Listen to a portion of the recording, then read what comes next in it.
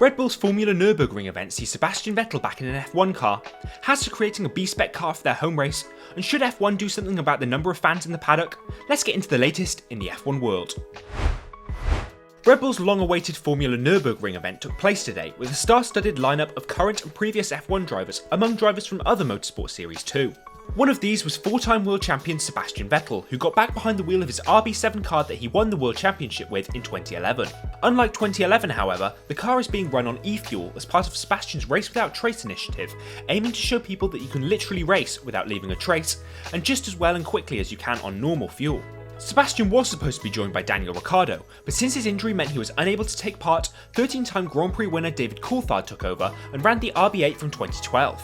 Yuki Tsunoda was also present, but behind the wheel of the Honda NSX GT3 Evo instead of Formula 1 machinery, and in taking this proven race-winning machine on some laps of the Nordschleife, has become the youngest driver to do so.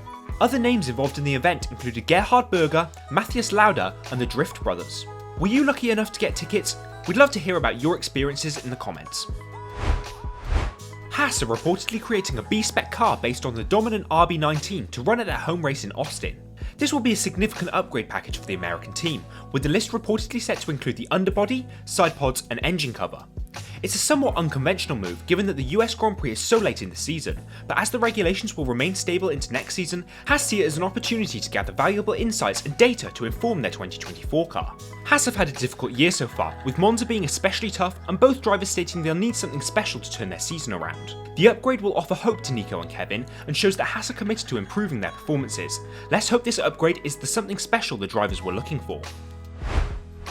Do Formula 1 need to do something about the number of fans allowed into the paddock? As F1's popularity has increased, so has the number of VIPs and paddock guests at each race. But given that the paddock is a workplace, this has made it harder for teams and mechanics to operate. Pierre Gasly has spoken out on this, and has said that he's had guests knocking on his driver room door in the team's hospitality unit.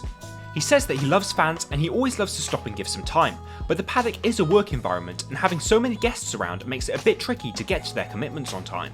F1 is unique in this way. There are very few sports, if any, where the athletes would be interacting with fans and media right up to lights out, and Gasly isn't alone in his comments about this. After some issues with overcrowding in the Mexico City paddock last year, Lando Norris called for more respect from fans, as there's not many sports where fans can maybe get quite as close now to the athletes. And though this is the case in F1, fans should show respect more often. Do you agree with Lando and Pierre? Does something need to be done? Let us know in the comments. You're all caught up with the latest in the F1 world. What do you make of these stories? Let us know in the comments, like this video if you enjoyed it, and subscribe to Apex for the latest in the F1 world.